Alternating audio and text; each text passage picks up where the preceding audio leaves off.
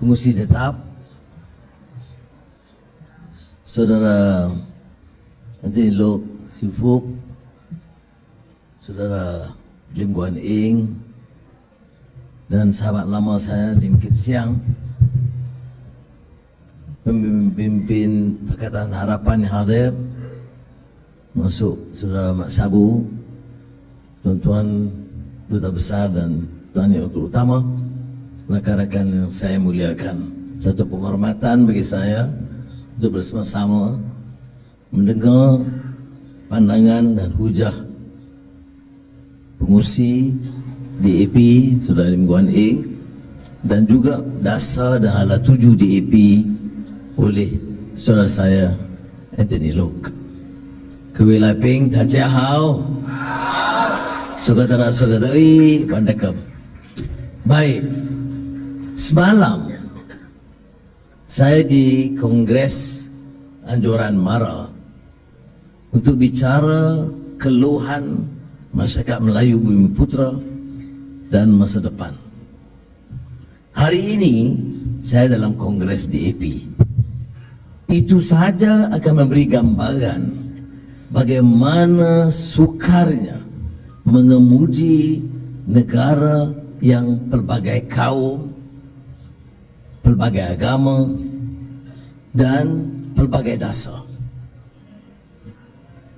Tetapi suatu prinsip yang sama yang dibicarakan oleh rakan saya tadi ialah dasar kita mesti tuntas atau konsisten. Kerajaan Madani mesti mewakili aspirasi denyut nadi perjuangan rakyat Malaysia keseluruhannya. Semalam saya harus beri jaminan tatkala mereka memberikan usul wakaf Mara Madani. Bagi yang perhati, dia akan lihat anjakannya. Kalau dulu kita bicara soal bantuan semata kepada Melayu Bumiputra, semalam kita usulkan supaya anak-anak kelahiran Mara, UiTM, College Mara, Giat Mara, usahawan dan peniaga Melayu Bumiputra yang telah mendapat ganjaran dan bantuan selama ini harus memula dengan memberikan sumbangan balik kepada negara melalui Mara. Ini pendekatan baru, saudara, kerana kita mau memberikan keyakinan bahawa dalam dasar kerajaan Madani kita tidak fikirkan sesiapa. Saya beri penekanan semalam kerana naratif di luar sana tidak ada kecaman tentang dasar negara, walaupun dia kata kita tidak buat apa-apa. Tidak ada skandal yang melibatkan pimpinan negara, rasuah atau penyalahgunaan kuasa. Yang ada ialah memperalatkan isu kaum, bahawa kerajaan ini lemah kerana tunduk kepada kuasa parti-parti, khususnya DAP. Itu saja naratifnya. Apakah mereka tak kenal DAP? Dia kenal. Dalam Pakatan Rakyat dulu hampir 15 tahun PAS bersama DAP. Semasa PH di bawah Tuan Mahathir, orang-orang yang sekarang bersatu itu pernah duduk semeja dengan pimpinan DAP. Apakah luahan mereka itu luahan kenyataan yang benar? Tidak. Luahan golongan yang desperate. Ini yang dikatakan desperados dalam politik.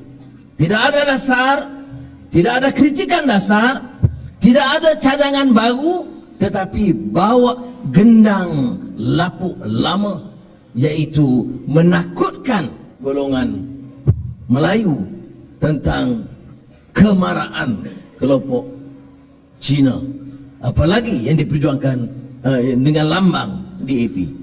Jadi sebab itu dalam majlis itu yang keseluruhannya masyarakat Melayu Bumi Putra, kita tegaskan tidak ada hasrat menyisihkan golongan ini, malah langkah-langkah diambil supaya ada langkah untuk mengangkat martabat mereka dengan usaha mereka sendiri, dengan pengorbanan mereka sendiri, dengan sumbangan mereka.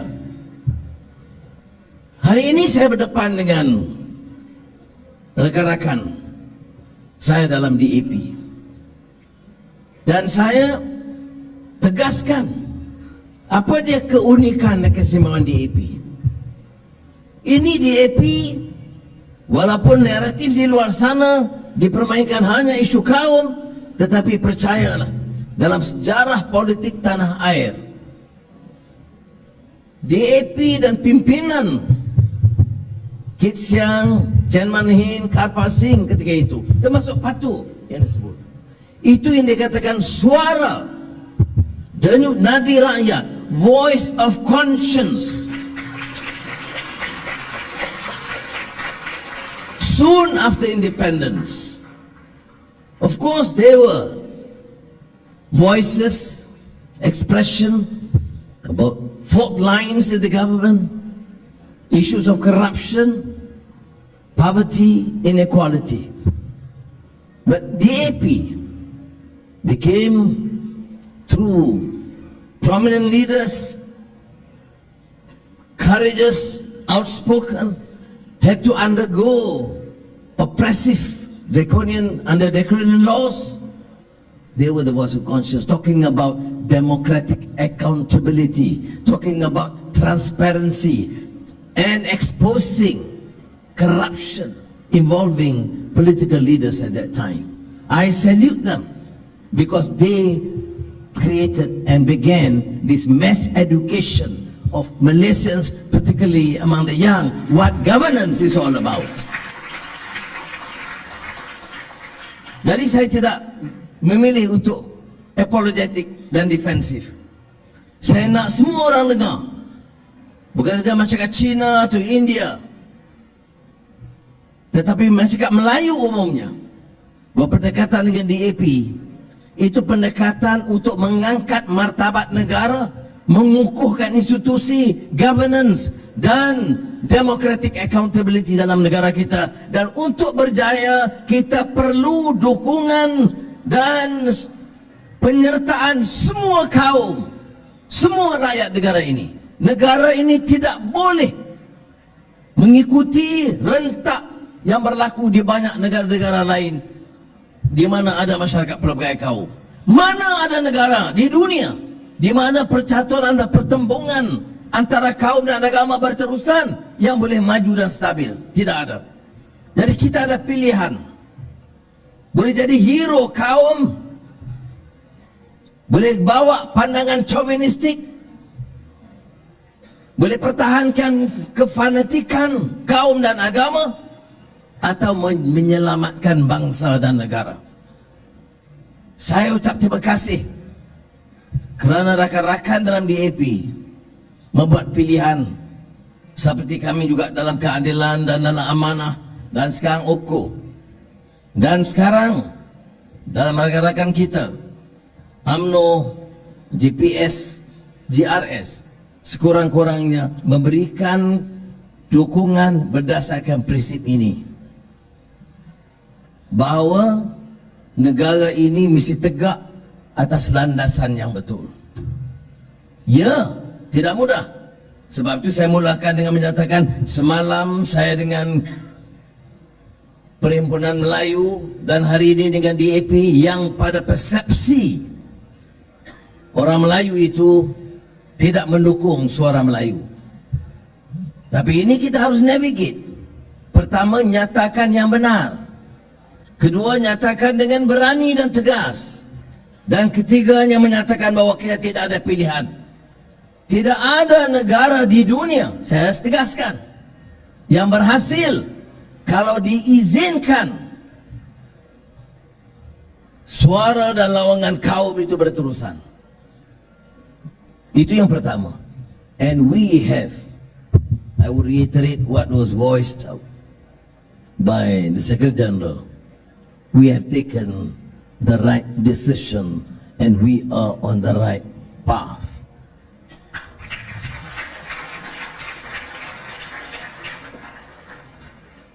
Tapi apa bedanya kita dengan kerajaan terdahulu?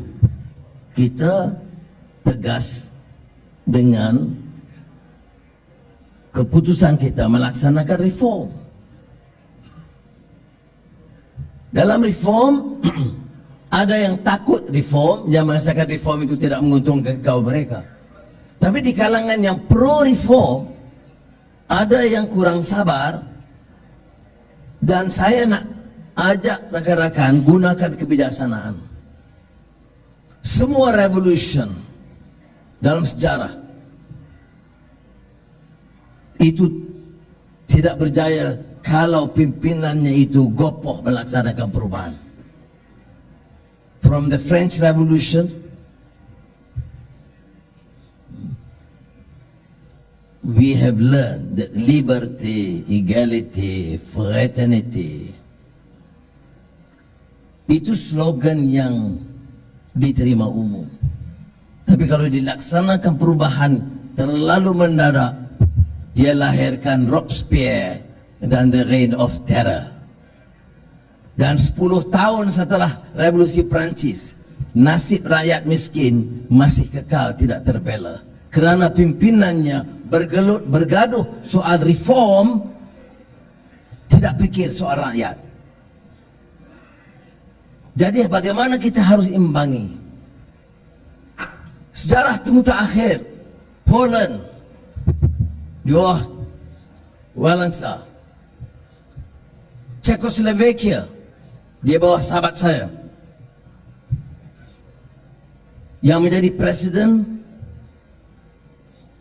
menyatukan hasrat bawa perubahan, a very decent man, a great writer, a Nobel laureate, tetapi gagal. Czechoslovakia berpecah jadi dua, Czech dengan Slovak. Hasrat dia bawa perubahan terlalu laju, menyebabkan ketegangan berlaku. Apakah ini saya nak berikan alasan untuk tidak bawa perubahan? No. Dalam masa 2 tahun, sudah lihat, dari segi keuangan, ekonomi, Fiscal Responsibility Act, maknanya Perdana Menteri serah kuasa unjuran ekonomi kepada Parlimen. Dan umumnya Perdana Menteri atau Menteri Keuangan tak mahu serah kuasa itu. Kemudian kita sediakan tentang Procurement Act, supaya dasar perolehan dan tender mesti ikut proses yang betul. Kita pindah Parliamentary Services Act untuk memberi kebebasan kepada Parlimen, walaupun pembangkang menentang dengan cara berkecuali. Ini semua dilakukan dalam tempoh 2 tahun. Pindaan perlembagaan yang disebutkan tadi, memartabatkan kuasa wanita. Kerana bagi kita tidak boleh sabar. Parent dalam perlembagaan negara kita bermakna bapa. Mana mungkin parent jadi bapa satu orang.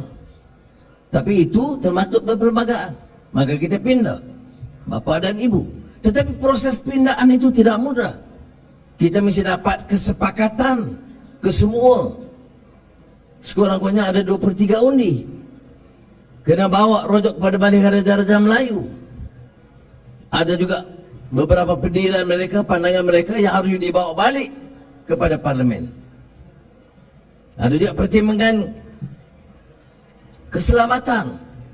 Ada juga bahaya diangkut dari luar untuk mendapatkan hak kewarganegaraan. Sebab itu dia mengambil masa. Tetapi apakah kita berundur? Tidak, kita terus. Ada cadangan yang saya setuju, menghadkan kuasa jawatan Perdana Menteri 10 tahun. Kerana kita tahu kalau sampai 22 tahun rosak negara. Saya setuju. Tetapi kita sedang runding untuk mendapatkan dukungan semua parti supaya ada 2/3. Jangan bimbang. Kalau saya, tak mungkin lepas pada 10 tahun. Dari dah 2 tahun pun dah penat dah. Tetapi saudara, dari segi bukan saya malah keadilan dan PH. Kita setuju. Tapi kita harus bina. Ini dia yang dibincangkan soal rundingan dan kesepakatan.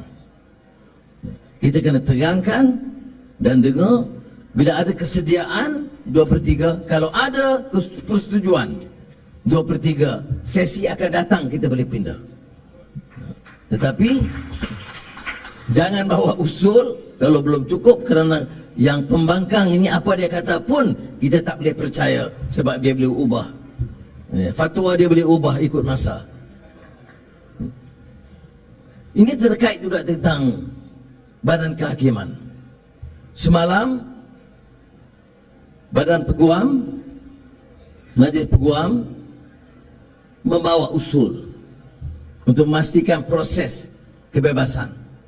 Saya nak jawab, ini Perdana Menteri sekarang dan kerajaan ini dah 2 tahun lebih. Semalam, 2 hari sudah, saya bincang dengan Ketua Hakim Negara.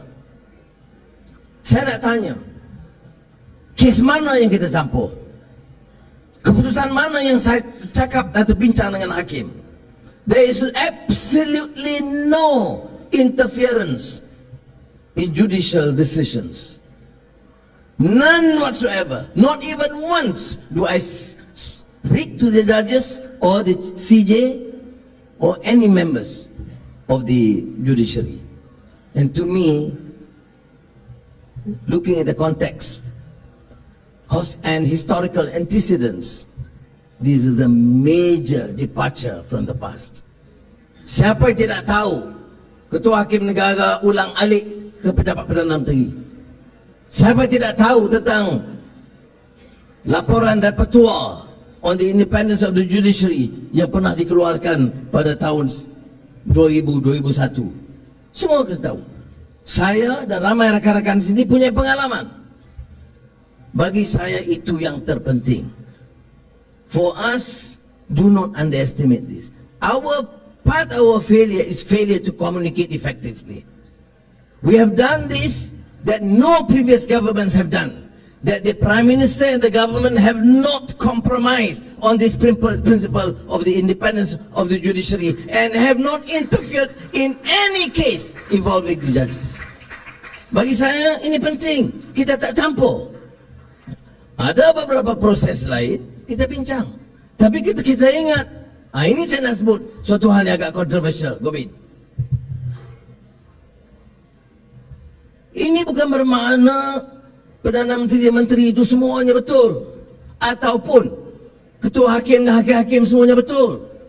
Mesti ada pengawasan, mesti ada semak dan imbang, mesti ada badan-badan. Apakah dia bayar cukai? Apakah ada propensity untuk rasuah?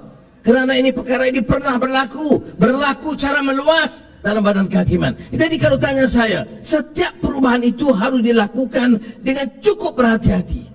Yang penting kita mulakan. Apa yang kita mulakan? Jangan campur urusan Badan Kehakiman dalam membuat keputusan. Tetapi kita nak pastikan yang dilantik itu cukup berwibawa, cukup bebas, dan tidak terjerumus dengan kepentingan perniagaan dan rasuah.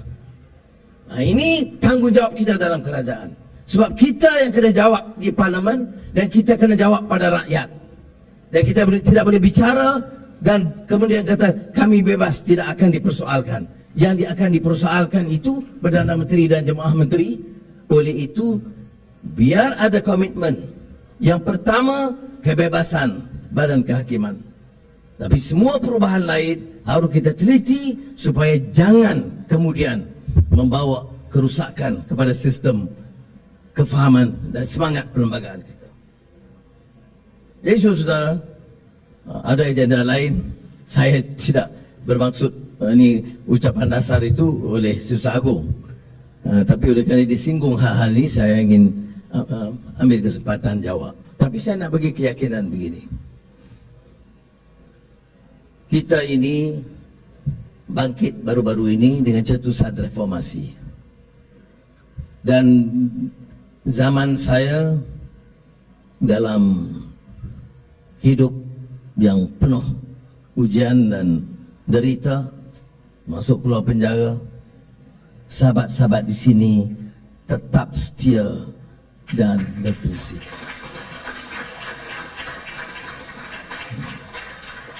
Bukan kerana individu Anwar, tapi kerana prinsip yang kita pertahankan. Sekarang kita ditampuk kekuasaan. Kita tidak akan khianati amanah itu. Ya, ada yang kita janjikan yang belum mampu kita tunaikan. Ada yang menemplak kerana kita janjikan tak sampai dapat dilaksanakan. Termasuk ini Perdana Menteri 10 tahun. Kalau tanya saya, kalau kuasa mutlak saya, esok saya luluskan. Tetapi saudara tahu bedanya, saya bukan diktator. Dalam semua keputusan saya kena gunting.